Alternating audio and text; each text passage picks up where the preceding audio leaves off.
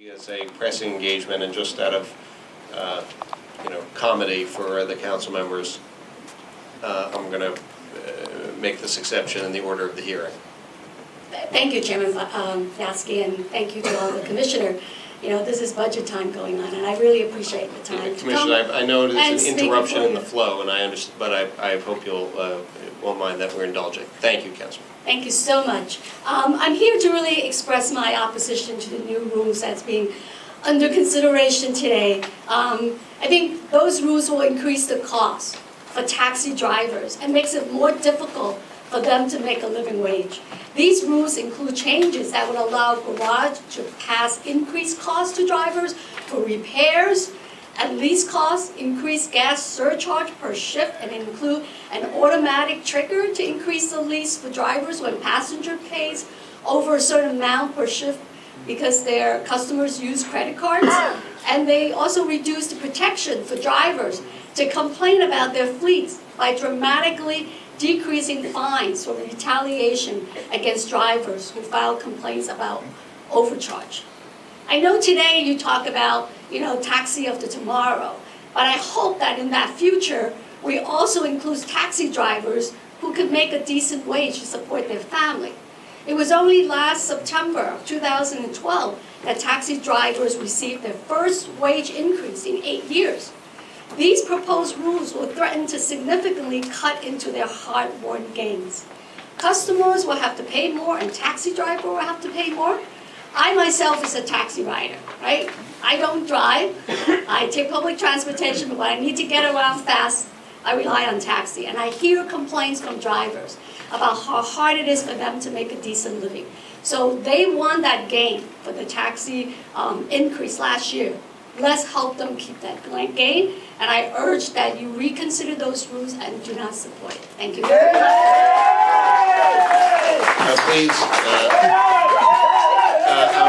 Please, I'm going to ask people, we're not going to have either clapping or expressions of disapproval. That's not what we do at these hearings. Councilmember, thank you very much for your testimony, and I thank you. Ms. Wengroff, please proceed. Okay. I'll just move on from the other paragraph I had. So, as if the arbitrary of the process was not bad enough, these new rules would eliminate the first raise taxi drivers have received in 8 long years. In fact, drivers suffered an estimated loss of 25% between 2006 and 2012 due to various factors. This pay increase is vital to both the drivers and their families who often struggle to survive. These new rules would not only eliminate this much-needed raise, but would continue to nickel and dime drivers who cannot afford to be milked for more money.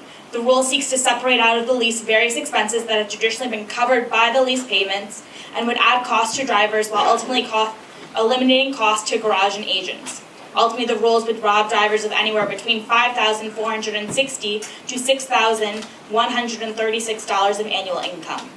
What's worse is that these rules do not take into account the seasonal fluctuation of taxi work. I want to stress that these drivers themselves are suffering, and the fleet owners and corporate medallion owners have continued to enjoy growing profits.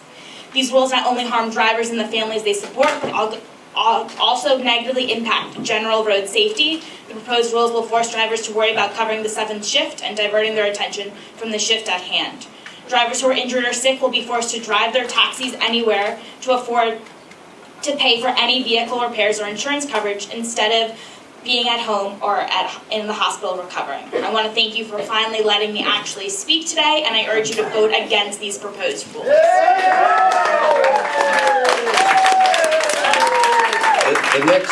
The next person signed up to speak. That motion. I understood, Commissioner Underwood, I understood you to be supporting, but at any rate, there's a motion on the table. There's a motion made to table the lease cap rules. That would mean not voting on them today. Absolutely.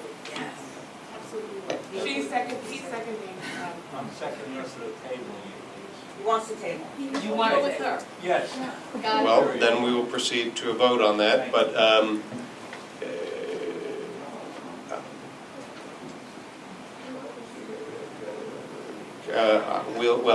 I don't know what the consequences in terms of listen, it will be my intention, I will say, Commissioner, it would be my intention to, if we do vote to table, just so we understand, to talk with you about, and with the goal of bringing the vote, of providing the data and information that is requested, and bringing the package back up for a vote again. To be clear, I'm going to vote no on the motion to table. I think we're ready to vote today. But I want people to understand what the consequence would be. Can I ask you a question, Mr. Chair? I want to go with the vote. Yes. Yes, so he does not. Yes. No. I'm sorry. My just had a question. If the TRO is still in effect, correct? No, the TRO was, the consequence of the settlement was that the TRO was dissolved. Okay. Comment. I wonder if Commissioner Blanco would reconsider the tabling motion for the following reasons. I think the point you just made, and I agree with everything you said regarding what led up to the negotiated settlement. And any negotiated settlement, both sides are a little bit unhappy, and I think 3/4 of a loaf is pretty good for one side to come out. There is no whole loaf for anyone in our lifetime. There's always a compromise. So I'd ask you to reconsider tabling. Let's go ahead with the vote. All we're going to do is come back here again, be forced to vote on the same thing again, and have the phone calls again, and the emails again, and the pressure from all sides again. We're here. I'm prepared to move forward. Basically, just if I made a motion, if it hasn't been second or not, then it will die there. But I mean, I made a motion, then let it be. We'll vote. We'll vote. Can people please stop yelling from and the indeed, gallery? I'm going to say, Please. no, please, this is a discussion among the commissioners. If people are disruptive or shout out, I'm going to ask that they be removed. No, I'll take it as seconded. Okay, let's call the vote on the motion table. Okay, before the commissioners is a motion to table the lease cap rules. All those in favor, please raise. I think we should call a roll call vote. Okay, we go call a roll call. Commissioner Marino, I vote no to tabling. I say we vote today. Commissioner Polanco, Commissioner Gonzalez, I vote no to tabling. Commissioner Weinshaw, No. Commissioner Yaski, No. Commissioner D'Arcy, No. Commissioner Arut, No. Commissioner Carone, with 7 commissioners against postponing and 1 commissioner in favor of postponing. There will be no postponement of the vote on the lease cap rules today. Then the rules themselves are before us. I'm ready to call for a vote on that. Mira, please do call the roll.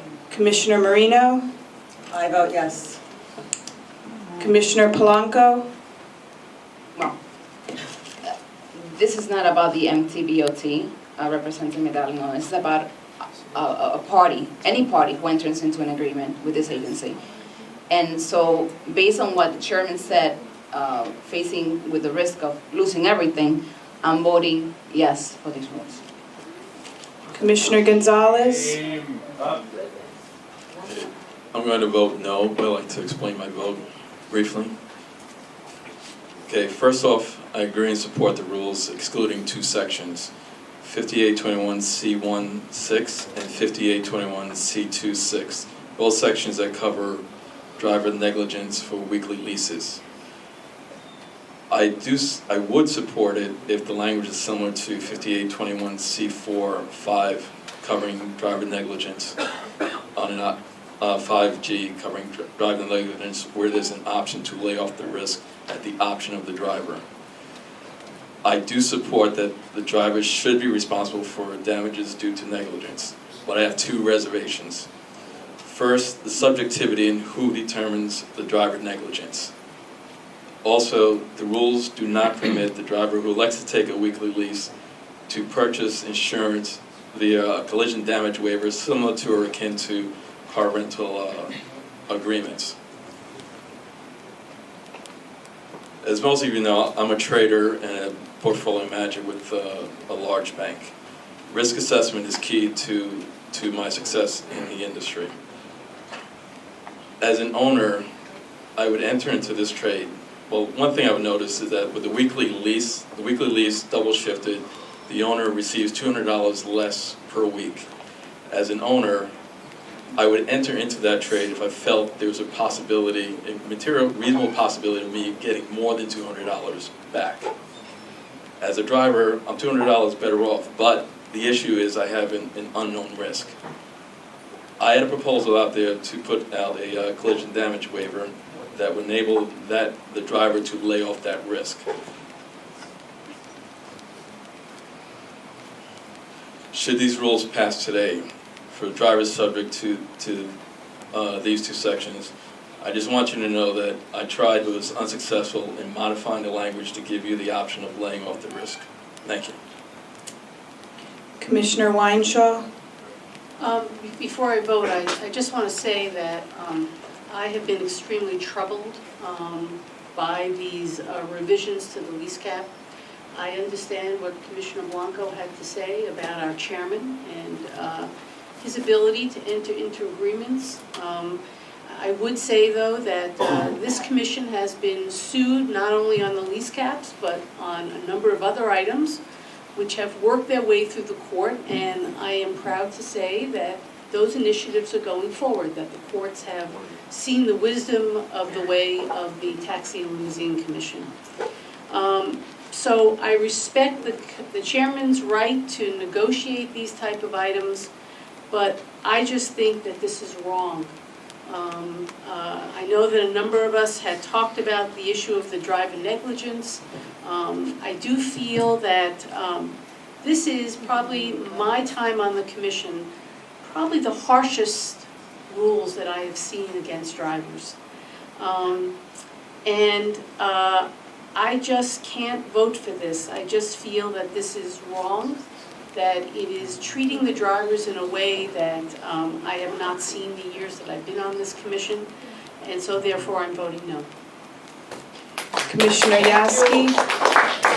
I vote yes. I want to,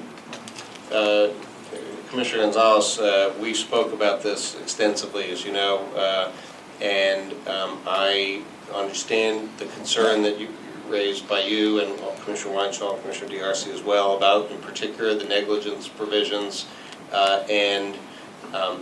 While it's my belief that as a kind of on paper, the provisions make a fair bit of sense. You have raised the question about are they subject to abuse, and in particular who determines, that the negligence determination creates an opportunity for abuse, and I understand that. As we've discussed, I want you to know we will issue a directive to medallion owners to report instances in which they make a charge they charge a driver based on a negligence finding, so that we can see whether that's being abused or not. I think that we can all agree that there are cases where that's an appropriate provision, but if it's used pervasively, then that would be abuse, and then the commission will have to deal with that.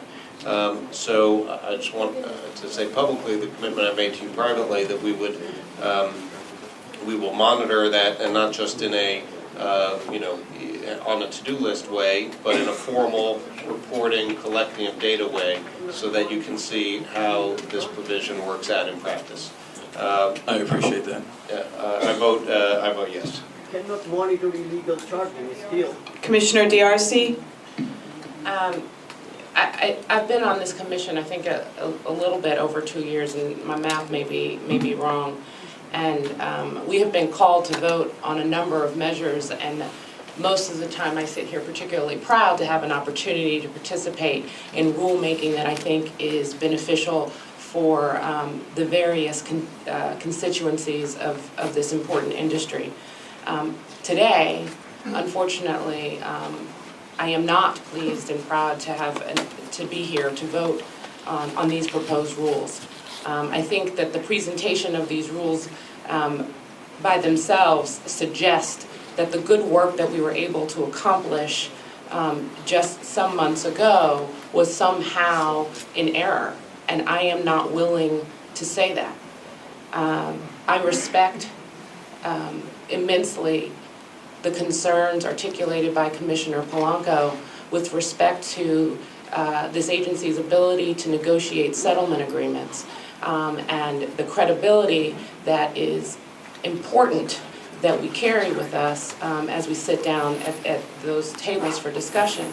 However, I read the settlement agreement closely, and the representation that the TLC made certainly was not that any of these rules would be approved.